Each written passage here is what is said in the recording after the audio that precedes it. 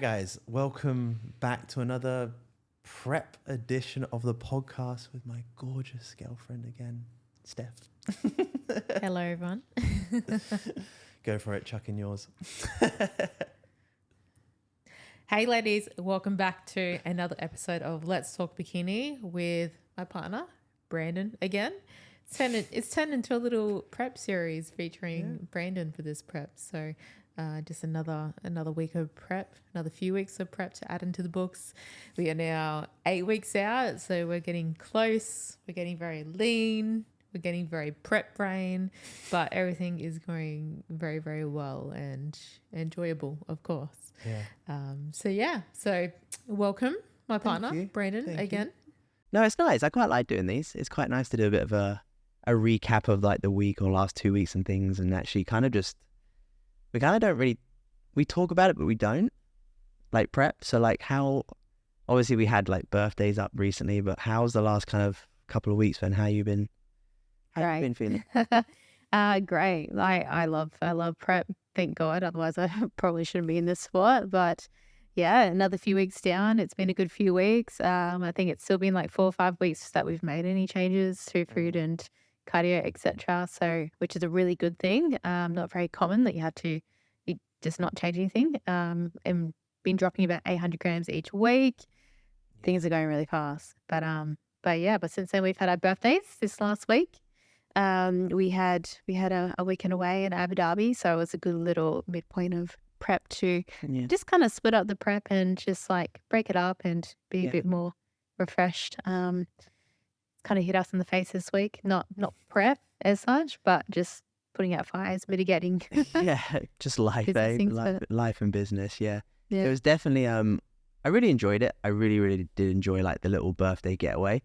But even we sat and kind of had an off-plan meal on Saturday night, and we both just like people aren't alone. Like we sat there feeling almost a little bit guilty to start off with, and we had to both give each other permission to be like, this is okay. We're on track. Like we literally had steak, sweet potatoes, right? But it mentally doesn't make it easier, does it? Like, and I know obviously we reap the results of it and we relaxed, we enjoyed that time and things like that, but it's hard. It is hard to not tick every single fucking box and feel like if you have a little thing here or like just that one that was almost permission as well. It was a little bit, it was tough. It was tough, Yeah. I think it was tough to switch off. Like when we're sitting at the pool or sitting in the bed, it's just like, what do you do? I just kind of like, I felt anxious sitting down being still, which is really, really strange. Like, in off season, it would be fine most of the time, probably. But in the midst of prep when everything's just momentum's rolling and everything. And I think because we're such workaholics as well, that's probably another big part about it. Usually we're working until, Saturday night until about 7 p.m., 8 p.m. still. So, it was good. It was good to break up the middle of prep, refresh us to push forward for the last 9 weeks. But steak and sweet potato fries does the trick. Clearly for both of us, we both saw the results of just, like we said, driving here to do this episode, like just the reducing kind of a little bit of cortisol and just kind of just the permission of relaxing and things like that. It really did pay off this week so far for both of us. You had a very good check-in today and my feedback was good, and there isn't really too much to kind of report on. I think obviously we want to dive into like the fatigue side of things and stuff like that, but that's definitely like an area that we both need to be very cautious of going into the last kind of 9-8 weeks of this standpoint for sure. Is just sometimes not taking too much workload on, just being smart, spreading it out wisely, being like, right, we do need to make sure it's okay to put your feet up at kind of 7:30, 8 o'clock and start to really switch off then and just really start to, because we know how much our bodies respond when they're rested, they're fueled and they're recovered sort of thing. So I think it's just things that psychologically we know we just need to just control as best we can. Yeah, absolutely. And in terms of like the off-plan meal, the usually we wouldn't have an off-plan meal in the week. Like the goal was to fit into our macros, end up not fitting, but that's okay. But I know your body responded quite well in terms of you dropped like what, kilo and a half over. Yeah, I had a refeed. So I had like quite a big bump up of almost like 60-70% of food over the weekend anyway. Yeah, I think from last Thursday to this Thursday, it's been 2.5. So it would have been like a kilo. Yeah, but just from like just that first Just day that initial drop. alone. Yeah, it was about a kilo, yeah. Yeah, so you had an off-plan meal and your weight dropped. Mine went up the next day, but then it spiraled down afterwards. But you know that about you as well. You always know that. You say that all the time. And Yeah. it just starts to like, yeah, cool, because you got more food volume, salt, whatever it is, and fluid. And then your body just goes, okay, I'm going to soak this up. And boom, like getting in the lift this morning, I'm like, fucking hell, you're dry. Do you know what I mean? Yeah. Like, Yeah. yeah, you have like, I don't know, obviously everyone's genetically different and vice versa, male versus female.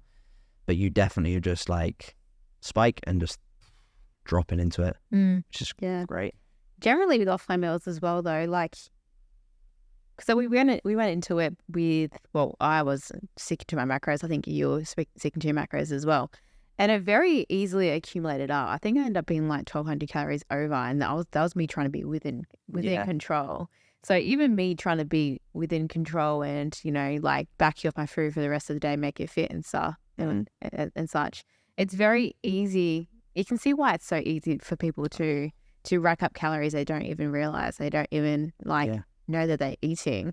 Like, no wonder why like people struggle to lose a lot of weight and kind of understand what they actually need to do to lose weight, to get lean. Because I was being so like we had steak and sweet potato fries and a corn cob, like, Yeah. and not much, but like very quickly the calories went right over, right? Whereas like that, for a lifestyle person or someone that didn't understand how to track macros, would look at that and be like, oh yeah, I ate really well, I had a really good clean meal, I stayed on track. Well, it's like, well, actually, technically you didn't. Like your calories aren't through the roof, and then that's going to spill over into the rest of the week. So you're actually, most people would no longer be in a deficit as such. And then people question why their bodies aren't responding, etc. So yeah, so a lot of the time, like obviously a very different scenario, my body was very responsive afterwards, and because I'm in a prep working my ass off.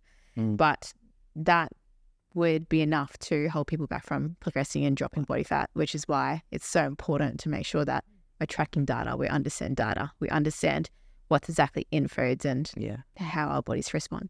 Yeah, well, that's it, isn't it? At the end of the day, everyone's like, everyone can be fucking great Monday to Friday and then have a little bit of fun over the weekend and then wonder 6 months down the line why they aren't getting where they want to be.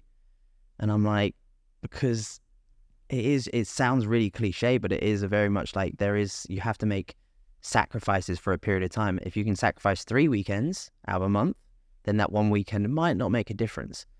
Vice versa, like yourself and you. I cannot stress how fucking good we are at being OCD and on it. Like, I've never met anyone as consistent as you, and I know that I'm consistent as fuck, right? I'm very good at that sort of stuff. So it's almost like a compounding like an investment, a compounding effect. Like, we can be very good for 6 months, a year. So it earns us the right a lot of the time to have these extra foods, and it actually goes to benefit us. I think that it's the only difference. That's literally it. Yeah. But I say this all the time, the best thing you can do is consistency. Like, you need to just keep ticking the boxes. If you've got 40% in you of energy that day, but you give yourself 40%, then really you've given yourself 100% that day. Yeah. If you feel 95% one day and you give 95%, you know, so on. But you need to make sure that you tick the boxes as much as you can. You show up and just be consistent. It's really that easy. Like, regardless of what shit's going on, what crap's going on, just like our week this week, but we'll dive into that. But yeah, just keep going, keep showing up, keep ticking the boxes, rinse and repeat. It's not rocket science. Yeah. And like you said, me and you I've lost my train of thought. Me and you are very good at, like I say, being consistent. And the biggest thing is that, like, everyone's always wondering, like, when will my results show? And sometimes we think that, I'm like, I put in a lot of work. Like, when will they show? They might not happen next week. They won't happen next month. And they might not happen a year from now, right? But there's a guaranteed fact, if you are just consistent and you keep going, eventually you'll get there. It will happen. But it's fact, if you aren't consistent, you will fail and you won't get there. But if you're consistent, we don't know when it's going to happen, but you will get to where you want to be. That's just that guaranteed. Yeah, 100%. And especially in fitness, because, you know, fitness, bodybuilding especially, it's kind of a 24-hour job. You know, you've got to control what food to put in, what your output is, etc. But even in business, any type of success, it involves showing up. Anything is like, I think we know that. I've more so known that from fitness has taught me everything I need to know about running a business. Fitness teaches you everything. Fitness teaches you, I think, the foundation of actually, this is why, like, we've had this conversation, like, I want my kids to do loads of team sports and things like that, because fitness and sport and things like that teaches you the fundamentals of life. You have to show up and do it because you've committed to a team or something like that. Your team are waiting for you. So you can't let your team down. You can't let yourself down. You have to keep showing up. You're not feeling the best today, but you still have to keep going. That is exactly the same with business. Business is it's amazing to be this fucking entrepreneur, but it's not fun. It really isn't. It's cool. Like, I think it's fun, but it's 90% of the time putting out fires. And it sucks. It really does. Like, it's very emotionally gets you at times. You're like, why am I doing this? Like, it seems like one fucking thing punches you in the next. But fitness teaches you, bodybuilding teaches you just to keep fucking going. Because, you know, like, the worse it is, you know it's going to get better. Yeah. And it just teaches you that it's that mindset of just like relentlessness. Yeah. That's it. Literally relentlessness. And it's like what separates even just like a lifestyle client to a competitor. Because a lot of the time I get people that are purely lifestyle, or they're thinking about competing one day, or, you know, a lot of the time they obviously don't believe in themselves that they can do it. But they always ask the question of like, how do people achieve that? How do I achieve it? And it's literally, it's just consistency and showing up, as you mentioned. Yeah. But also it comes down to the mindset. It comes down to how you react to things a lot, because it's very easy to go to the gym, eat your food when you're feeling energized, you're feeling great. But a lot of the times when you see what you see in a lifestyle client is they'll be like, oh, I came off a night shift. I was too tired, so I ate this, or I was too tired to go do steps, or too tired to go train. And then that becomes a very repetitive thing, and then they never achieve what they want. Versus like an athlete, a comp prep client, they'll have something that's literally like majorly affected like their life at that time. They'll still keep ticking the boxes, still keep showing up, still keep pushing through, and keep their mindset strong and have a smile on their face. So it's like, well, realistically, like, you compare that, right? Like a big life event, a big thing that's happening, but they're still showing up, still ticking the boxes, versus someone that's on a lot of calories, only training a few times a week, and then they're not showing up because they're tired, and then rather than, you know, not even doing the workout, but then going off track and not even sticking to their diet, etc. So it's like the core thing in both of those is like, it's not like, it's coming down to their mindset, right? The lifestyle client already has a weak mindset, and that they're self-sabotaging themselves to even achieve that 1 or 2 kilo weight loss. The competitor achieves so much because they mentally have done the work. They've mentally put themselves in such a strong position that whatever it is, it's irrelevant. It doesn't matter. Or like, you can just work around it. That's the thing. Like, yeah, cool. Like, shit happens. But we have to keep moving forward at the end of the day. Like, we can't, I know you feel the same. Like, my greatest fear is to look back and be in the same position in 6 months' time. I don't like the idea of it. It could make me tear up, because I'm like, I want so much from my life. And like, yeah, maybe too high pressure and stuff like that, but it's the standards you set for yourself. So even if it's a lifestyle client, I say this all, I said it on, I think, the last podcast, I'm like, everyone should build athlete traits, whether that's discipline and all these, etc., because those traits will carry you through everything. And like, you've had it from business this week, everything along those lines. Like, you can't just stop because things get fucking hard in life. Like, I know people that have lost loved ones, and I'm like, oh, they can like use their loved ones as an excuse to like be like, oh, I've had this. I've had it the other way around. My nan passed away in like a prep, like my second prep or something like that, and I'm like, she wouldn't want me to stop. Do you know what I mean? It's just how you look at things, like you say, from a mindset concept. So yeah. To be honest, we're probably more so the opposite. I think once things get tough, gym's my outlet. Gym's my one thing I can control. My dad passed away this year. I still showed up. I still went to the gym.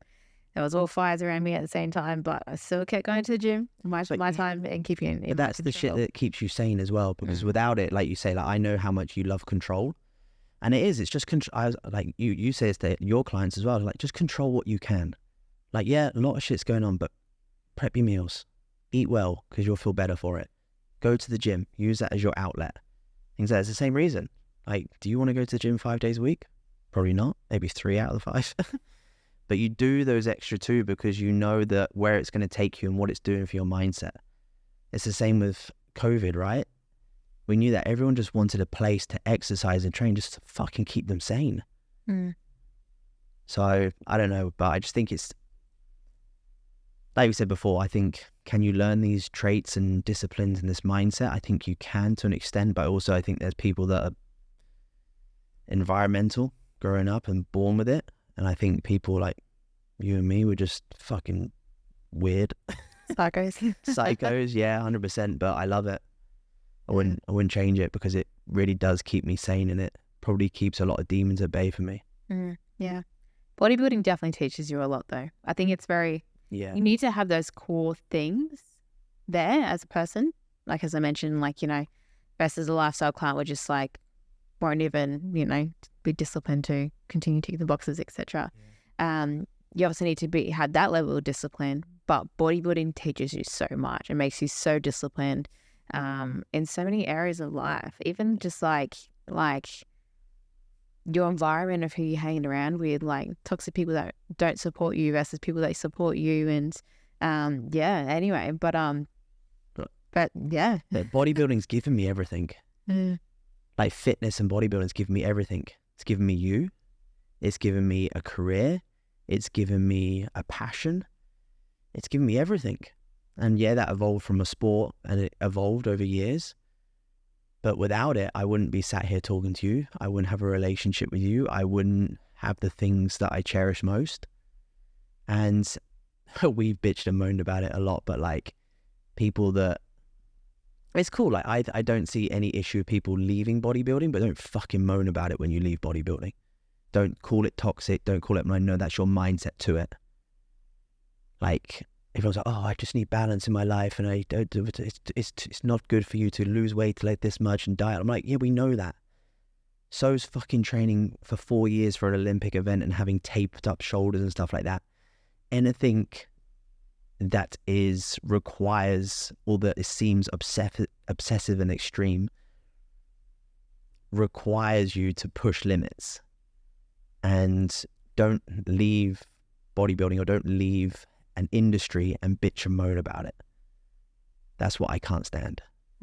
Yeah. It's a lifestyle. Like we said this on a prep, like we're in an off season and like, oh, we start prepping, like, okay, nothing changes. We just don't eat as much food. But that's it. And I just love even like talking about next year, like traveling and just bodybuilding and eating, like just doing the same shit. So yeah. I think people like end up in that position and slating bodybuilding after leaving it comes from an unhealthy, there's definitely some element of unhealthy mindset or unhealthy habits in there in the first place. Because when you think about it, like it's like you can have balance with bodybuilding. Like that's why we have off seasons. And also, that's why. Yeah, like we went away for a birthday weekend. Like you can go, you just take your meals with you and you just, yeah, and that's it. But like you say, like there's an off season. An off season's going to be 12 or 18 months. A prep's 20 weeks. Yeah. What's the big deal? But like you compare it to a business. Like if you've got a business project, you've got to work hard for a few months to achieve it. And then you chill for a little bit. Yeah, exactly. So it's the same thing in bodybuilding. But when I look back at people that have left bodybuilding and slated it, they've kind of, the recent one, that the person that we knew, I guess, was quite strict for 24 months straight and then didn't get the pro card and then and then gave up on that journey. Mm. You can see why. Like when you're pushing straight for 24 months and you put so much high expectations, like that's unhealthy already. Yeah. So if you're not achieving that, then do you know what I mean? Like that's already unhealthy in the first place. Or a lot of people get this unhealthy, a lot of bikini girls get this unhealthy expectation that they want to they want to turn pro, or they want to go to the Olympia, and if they don't achieve it on the first round competing or second round competing, they assume they go, oh, all these girls at the top are they're taking all these PEDs. I need to do that if I need to achieve that, and I'm just not willing to do that to get to that level. Just like, well, you actually don't. You're just making an excuse for yourself. You're just labeling it. Yeah, you don't know. You're just labeling it, assuming it. Exactly, assuming. So Yeah. it's just like it's kind of, they've obviously got an unhealthy mindset in the first place that they can't achieve that, or to think or assume that people are and they're not, and then they're making excuses for themselves. Yeah. So I think like bodybuilding can be unhealthy if you make it that way, but so can anything anything else. Yeah, 100%. Like if you have a business and you're working like 23 hours a day and sleeping an hour, like that's unhealthy. Of course it is. But it's the same. I think what people think with bodybuilding is the food aspect as well, right? So like people think like dieting and restricting food and boom, boom, boom, X, Y, and Z is like this negative thing. And I'm like, you do understand being hungry is a good thing. It's fucking normal to be hungry. There's nothing wrong with hunger. The problem is nowadays that people get hungry and they eat to feel satisfied the whole time. Hunger is a very good indicator. We should use that as a good piece of data. Are you hungry? Amazing. That means you're in a very good position. You're burning X, Y, and Z. But do you know what I mean? Mm. And then vice versa. It's like, it's not for long. Like food's not going anywhere. Like everyone's like, oh, I've got an eating disorder. I've got emotional eating. I'm like, so does fucking everyone. It's a normal thing. For thousands of years, we've all sat in a fucking castle and celebrated feasts and weddings and things like that. It's normal. It's embedded into us. Food is celebration. Food is X, Y, Z. It's everything. So I'm like, it's just because you think of it like that. I'm like, so because you have to make a short-term sacrifice on eating out, I'm like, Jesus, like I'm eating 2,900 calories, 2,600. You're eating 1,500 to fucking 1,800 calories. We're not deprived. We're eating 3-4 meals a day, and we've got salmon, and we've got chicken, we've got rice, and we've got fruit. We're not in fucking Africa fighting a war and trying to survive. Do you know what I mean? It's just grow up. Yeah.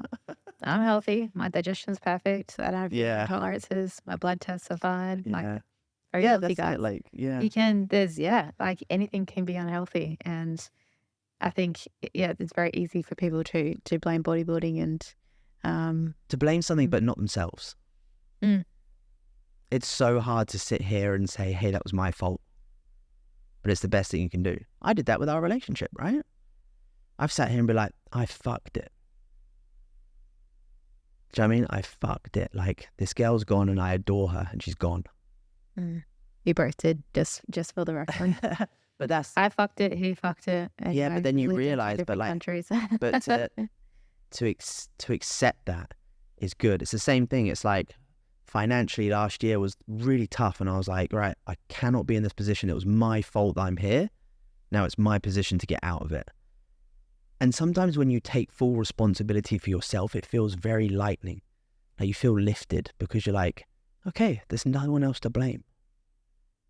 This is me, my responsibility.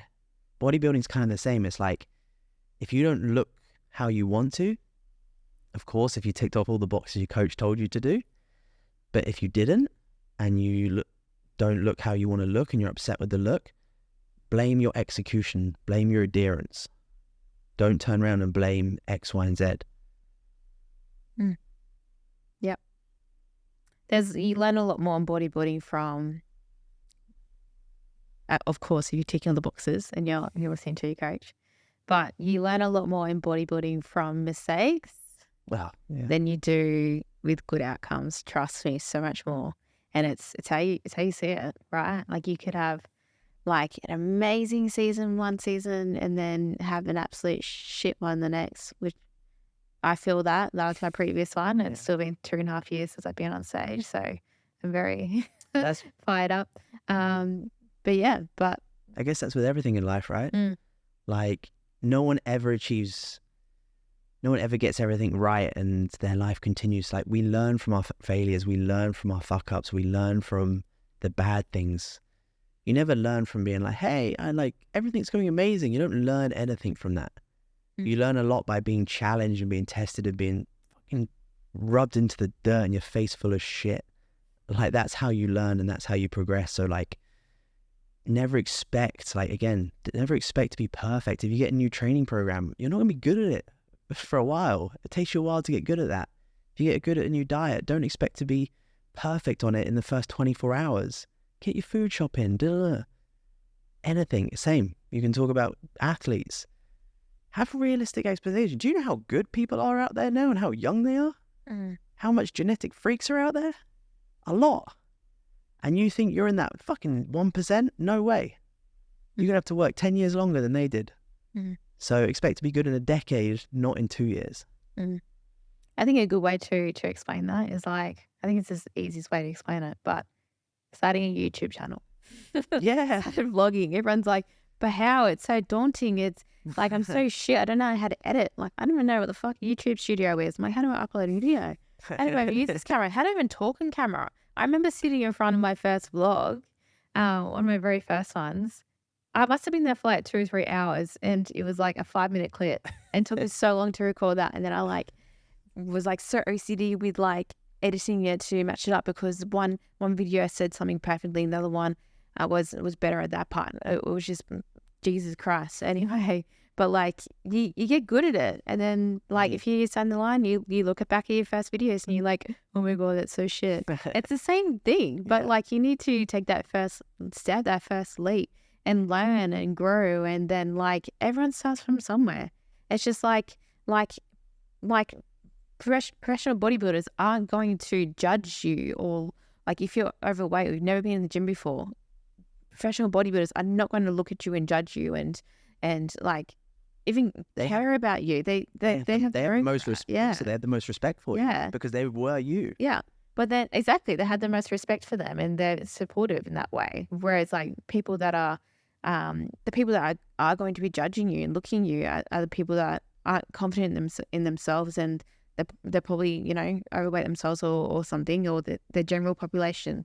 Which is why, like, if you go into like a commercial gym, like referring to back home in Australia, like a Good Life versus like a world gym, like 100%. Like I feel like the world gyms are so much more supportive. It's like everyone's there to do themselves, whereas like the Good Life, you walk into a Good Life and then everyone's like judging and looking at you. So yeah, it's true. Yeah. No, it's very true. I think people get a stereotype of, I guess, any sport to a top level or anything at a top level. It's the same if you get like a CEO and things like that. They're like, oh, it's good for you because you're already up there. I'm like, bro, I was you 5-10 years ago. Like, we coach from experience. Like, I coach people that don't have confidence, that are a little bit fucking overweight, skinny, fat, like all different shapes and forms. And I coach from a mindset point of view. So I'm like, I know what it feels like to feel the most insecure human on the planet and have to pretend to be someone else. And then I started training and it started to lift me up. Vice versa. So like when you are there and when you see people at the top, they'll actually give you the most support. It's the same. Like I see the biggest guys in the gym, like fucking hell, they're scary. But they're like little babies. They're little like teddy bears, and most people are. Yeah. And same with like CEOs or big business owners. Yeah. Like if you a big business owner would never judge you for starting a business. They'll probably encourage you. Yeah, fucking go. I want to invest in this thing in the future. Go for it, bro. Cool. Go for, like, awesome. Good to see you making that move. Yeah. Good to see you getting out of that 9-to-5 rat race to give a shot at starting a business. Like, yeah. And like, that's what hold a lot of people back is the what if, what do people think? I still a little bit get myself into that little head wrap sometimes, but like, we all do. Yeah, we it's would normal. to an extent, I suppose. Like at the end of the day, like we sit here and say this stuff, but we struggle in our own heads. I'm not going to sit here and tell you like I don't get emotional and I don't struggle day to day, and we struggle probably more than the average person because we have a business to run. We have like, do you know what I mean? And we have then on top of this all this other stuff going on in our lives. I have self-doubt still, but I'm like, I embrace it, and I think, oh God, like fucking hell, like Jesus, what am I doing? But it's normal. I just know not to listen to those emotions. And it's knowing listen to your emotions. Cool, listen to them. Don't react on them. Yep. So yeah. What happened this week for me? Well, talking about emotions. Yeah. Yeah. So we had our birthdays. Well, Brendan's birthday was last week. Mine was on Monday. We went away for the weekend. Monday morning, wake up on my birthday. Oh, like there's a lot. Monday morning, wake up on my birthday.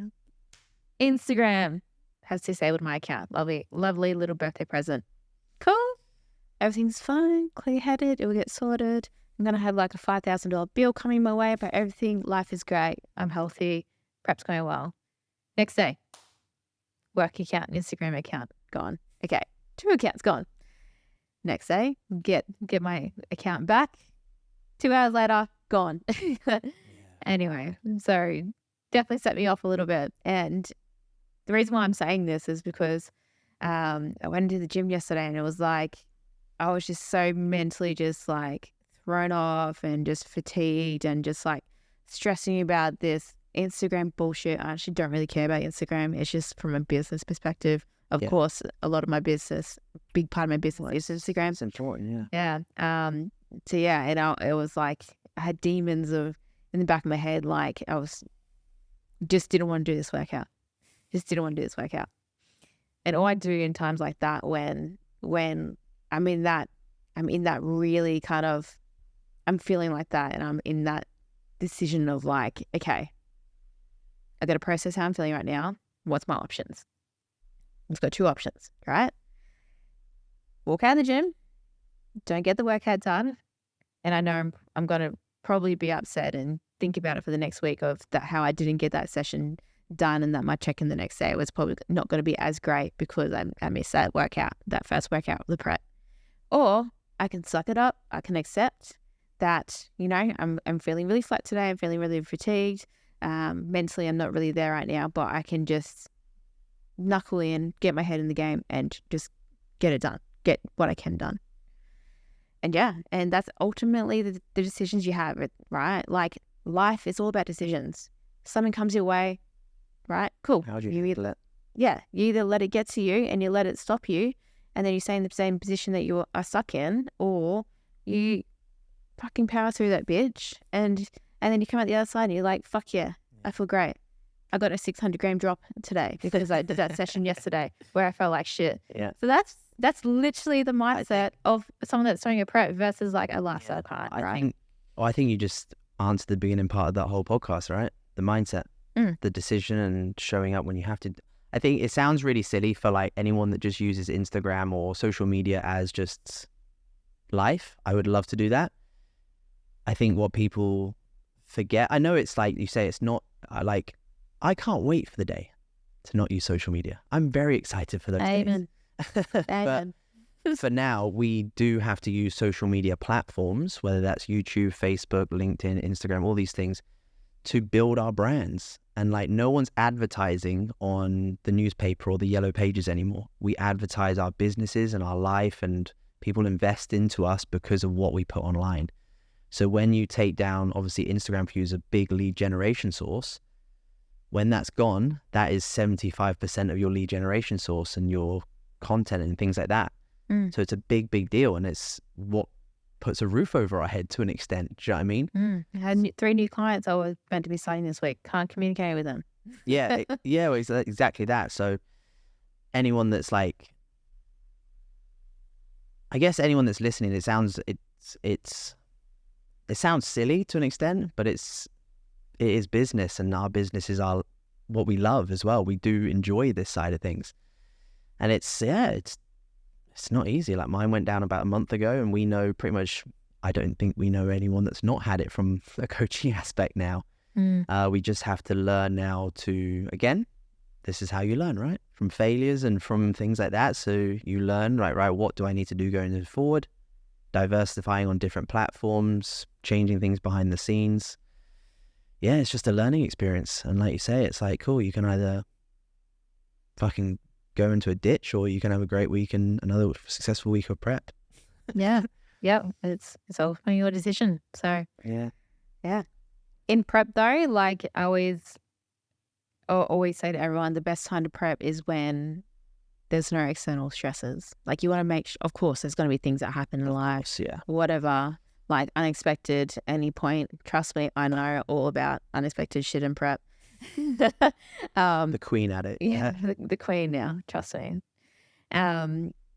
But going to a prep, you obviously want to try and reduce as much stresses, outside stress as possible. So when things pop up, Yeah. you can put out the fires, you can mitigate it, and you're not going to explode. And Yeah. I think very prep. Yeah, 100%. I think like what you mean, I think it's like an environmental thing more than anything.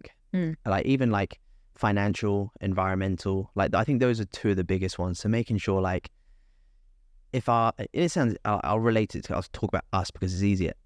Because, well, to be fair, that's probably where we went wrong, right? So like if we went into a prep and our relationship isn't quite there, it's a new relationship, it's going to be hard. It's going to be very hard. Vice versa, if anyone's new into a relationship and stuff like that, going into a prep, your communication level has to fucking go from 0 to 1,000,000 very quick. That can either scare the person away or they're going to be all in with you. Then you know you got your ride or die sort of thing. Mm-hmm.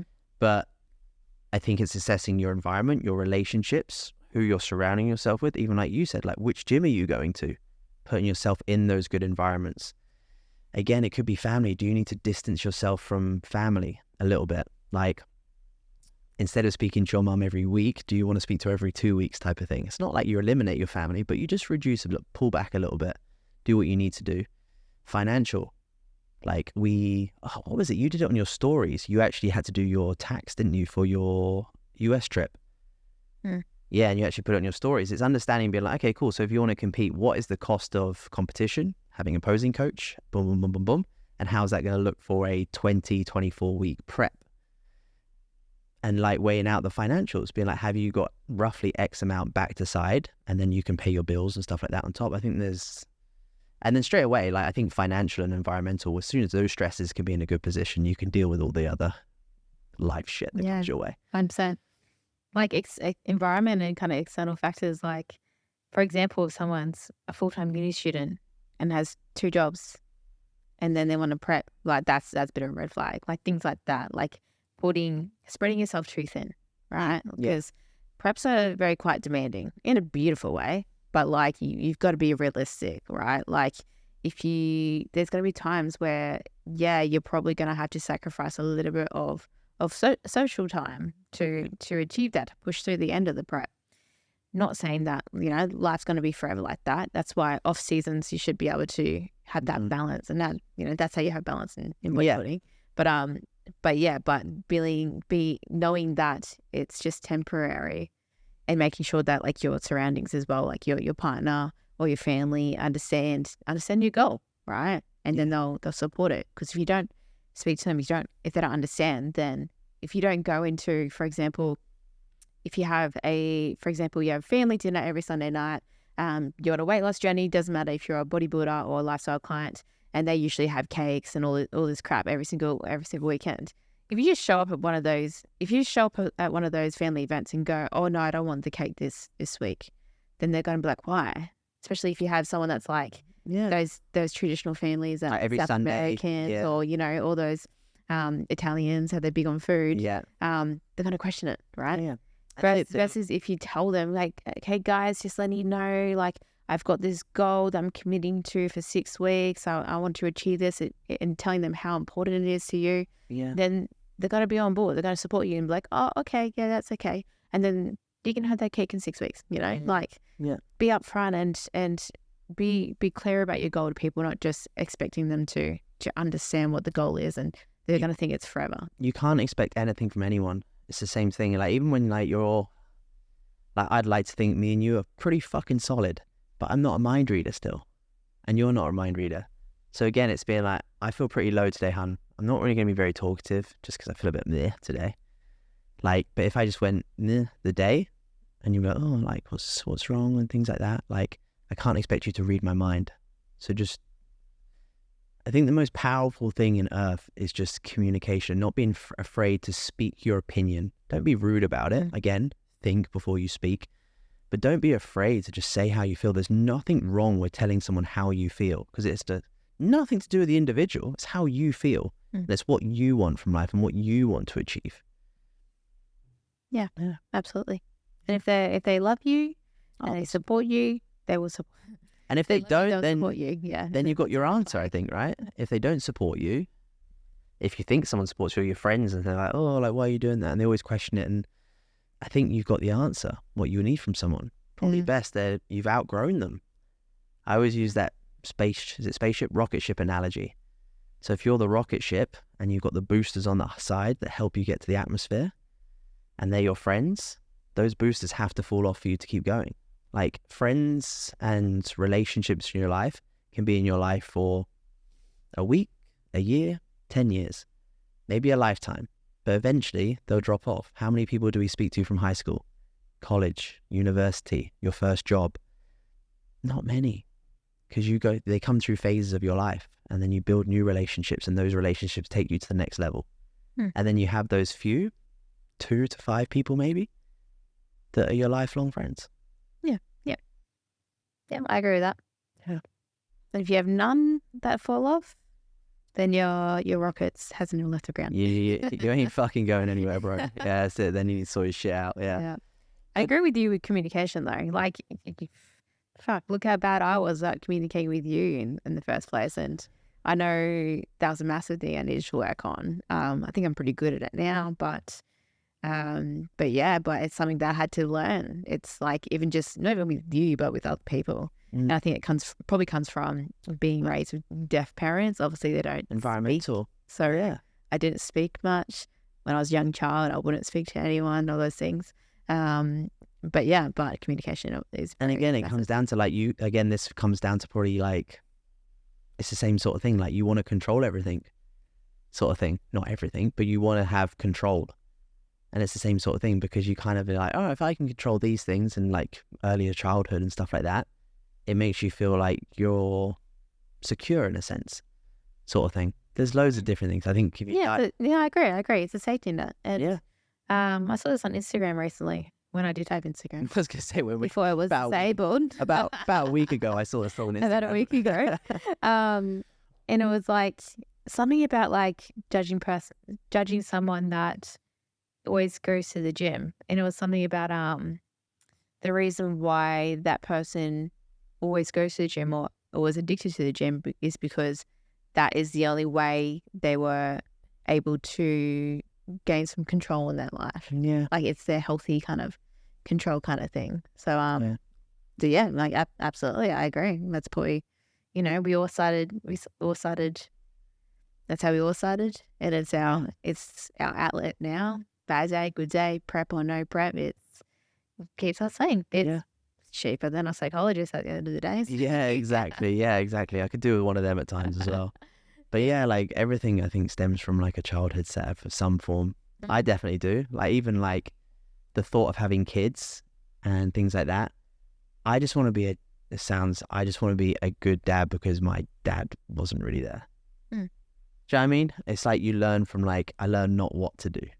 Absolutely. And the reason why I probably don't have kids yet is because I want to make sure I can give them every opportunity and be completely present and support them. Yeah. Well, I feel like I'm not there yet. So no, we're on this. Yeah, we're on the same wavelength as that. Yeah, 100%. Yeah. So no, but otherwise, we could. Is there anything else you want to dive into at all? I'm an open book. Yeah. I think it just says how vanilla life is right now. Yeah. I think my energy is pretty good today. Yesterday, I would have said otherwise. I think last podcast was a bit, that's prep for you. You have days where you're just like, I actually needed this a little bit. I felt a bit today. I actually needed just to chat shit a little bit and just talk to you, to be honest. I actually need a little bit of a lift up to get us through the afternoon. Yeah. Ready for that next meal that you're looking at the clock for. Yeah. I'm not looking at that quite yet, but it's probably because I haven't had Instagram for a few days, so I haven't talked to anyone. I'm very self-isolated. Yeah. It's quite a refreshing thing. Like, I know mine went down for like 24 hours. It was a weird one because obviously I was initially like very stressed and like it was a bit of a shitty day sort of thing, and like you knew it was a shitty day sort of thing. But then it's kind of a relief at the same time. I remember when WhatsApp went down for like 24, 48 hours or something like that, and like I couldn't communicate with clients sort of thing. And it was a weird thing because it was almost like a bit of a relief. I think it's really, I think it's amazing how the fuck they do it, these social media platforms, but they are very addictive. And I think the best thing that I took away from not having my account is being like, cool, don't use it. Like, only use it for when you need to post, when you need to, whatever it is, when you need to go on and like message someone, but do not go on it otherwise. Do not go scroll, do not do anything. Do not go on them, because they don't really bring you benefit. And a big one is just make sure you fucking mute or unfollow people that literally have no relevance in your feed. Yep. And yeah, I think I'm quite good. Like, I'm not someone that really looks at Instagram all the time or scrolls that much. But even just the last few days, like, there'll be little periods where I notice I would sit down and my It's weird how head your straight away thumb like, goes that same position. yeah, and I was like, oh, okay, I actually do open this a little more than I realize. Like, to be quite honest, like, if you asked me this probably 8 years ago when Instagram first started, I don't care about Instagram as much anymore. It doesn't have a purpose in my life other than work. If I didn't have my online business, I would very happily delete it. But yeah, they've definitely designed it to keep you. They're clever, man. They're clever. Whatever they do, yeah, I think so. I love it. Don't get me wrong. Social media has given me everything. Same as bodybuilding, technically. It's given me an online business. It's given me a platform to put my story out there, to put this story out there, which is great. But it's you can see why it affects so many people. And people, but again, it's a mindset thing. It's definitely a mindset thing. I'm like, people are like, oh, social media fucking makes my mental health bad. I'm like, no, what you're consuming makes your mental health bad. You're consuming the wrong things, and you're consuming people or energy that you shouldn't be consuming. So I don't think it's social media to an extent. It's probably going to weigh us down. There you go. But yeah, I think, like you say, it's that mindset thing. It's where. Yeah, I agree. Your energy. Like, in to some extent, like, it's not really people's, I guess, fault completely. No. But yeah, you can definitely control it. And but you fall into that, like, you fall into that rut, and then by the time you know it, you're like, oh my god, I've been doing this for a year. Yeah. What really gets me though is when, like, this is probably why I don't really like Instagram that much anymore, to be quite honest. When, like, people like extremely edit the photos, even videos these days, like, that's why I love how they do it, like all the warping, and then you see that's why I love the Google. war, and then like it pisses you off. You kind of want to be like, you're full of shit. Like, you can see your war warping in your video, but then it's just like, then again, that's a negative thing, and it's just like, I'm not going to get involved in negative shit. Like, but then doesn't it say so much about that individual? Exactly. It says so much about that. That's why I love that Goob guy. Fucking great. But then again, it's negative. Like, I just don't. It's negative, but I do like how social media is more transparent nowadays. Because there was a phase where it was just edited and amazing, but now people are like, that's fucking fake. Yes, but not really, to be completely honest. I feel like Instagram, when Instagram first came out, loved it. Loved posting my photos, and like, I love, like, I'm very visual, and then now it's just like, it's either like marketing crap or it's now you have to pay to be seen on it. Fake bullshit. Like, that's edited. Are you kidding me? That's definitely edited. Why can't you see that? Like, are people retarded? Anyway. See, again, like, it's annoying me right now. I don't like it. You can tell. It's just like, it just feels like a very negative space, which I don't like negativity shit. No. I have a lot of peace in my life, and I just want to keep it at peace. Yeah. No, it's you just have to go into it with emotionally detachment to an extent. Exactly, yeah. Yeah, you just have to emotionally. But again, bodybuilding teaches you that emotionally detach from it. You don't need to look good next week or the week after. You need to look good in 8-9 weeks time from now. Yeah, I just need to look good for that 10 minutes on stage. I think that's my biggest strength, to be completely honest. If there was like one key strength I was great at, I am great at, emotional detachment. Yeah, I've got better with age. I think that happened at 29. I think it happened last week. A little bit savage, but someone does you wrong. Bye. Anyway. Yeah. But again, that's that weird one, isn't it? It's being like, what was this? It's a bit, I think it's fact. Don't quote me. Anyone couldn't quote me. I think you pick a partner that is similar to your parents. So then, like, my mum's savage as fuck. Like, when she wants, if she's the same as you though, she's like, if someone fucking that does me or goes behind, they're fucking gone. So then I'm like, oh, I fancy this girl. I'm like, oh, same as a mom. Your mom's very beautiful and gentle though. But she is. But also, like, if you cross her, Yeah, I agree. But yeah, I don't blame her. That's the best way to be. But very beautiful and gentle and loving and caring and supportive and helping people. But like, you've got to have that boundary, right? And but again, I think this is probably like just diving back into our relationship, obviously. But again, it's the same. Like when I see the relationship that you have with your family and stuff like that, like even like your brother, you guys are like very quite the same. So you bash heads a little bit, but you both adore each other and you'll both be at the end of the world together, sort of thing. Do you know what I mean? So it's kind of the same sort of thing. You're both, well, Jesse's definitely, so you and Jesse are definitely savage for sure. But again, it's like, but when push comes to shove, family, man, blood. Do you know what I mean? Yeah, it's the same. So I guess that's that morals of kind of like our family morals are quite similar in that sense. yeah, exactly. But yeah, I know he said 10 minutes when I went like this. Is there anything you want to kind of dive into and things like that and to kind of wrap up or? No. All right. All I'm going to say is just like, regardless of what your goal is, regardless of what stage you're at, just you can do hard shit. Push through the hard shit. If it's a hard workout, a hard day, a hard week, a hard chapter, you can fucking get through it. Yeah. And you know how you build resilience? You do one hard thing, then you do the next hard thing, then you do the next hard thing. And trust me, they will get harder and harder, but you will get stronger and stronger as you go. That's why they get harder and harder, right? And then, exactly. And then you become a boss motherfucker at the end of the day. I At the think end of your life. this is turning. It's like a Joe Rogan podcast. It's great. That's all he does is like, man, motherfuckers just do hard shit. Yeah. Do hard shit every day. I'll get an ice bath every day. I'm like, but it's true, man. It's the same. Yeah. It's the same like David Goggins. Like anyone that's successful, anyone that's a great athlete, anyone that's a great entrepreneur, anyone that's great business, anything, they're just so good at just challenging themselves every day. And it's the same. The reason people have a lot of muscle, because I'm like, they fucking challenge themselves under a bar. They challenge themselves. They push food. They don't eat much food. They do the extremes.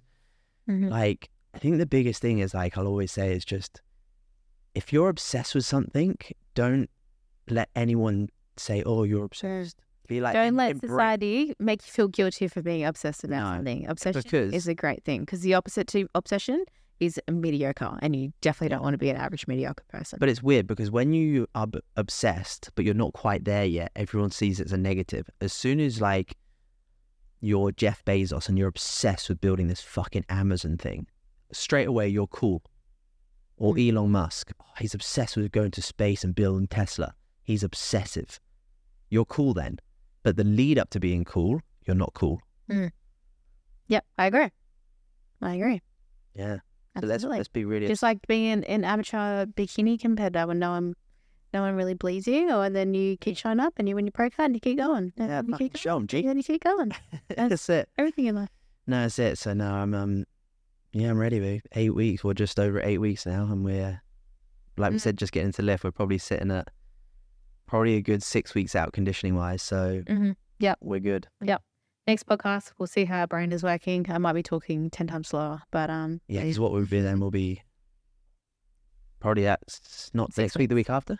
Yeah, 6 weeks out. 6 weeks out. Yeah, we'll be booking Airbnbs. We'll be booking hotels. Let's predict. I'm going to be 56.5 kilos in 2 weeks. Thank you very much. Kilo and a half down. Well, kilo and 700 grams down. I'm gonna say mid 89s. 89.5. Which is what, 2 kilos? Yeah, I'm like 91.3. Yep, let's make it happen. Let's lock it in. Let's Next go. podcast, guys, we will refer back to you and give you the download, but let's go. Let's get it. Let's go, baby. Let's go. All right, guys, we'll see you in the next podcast.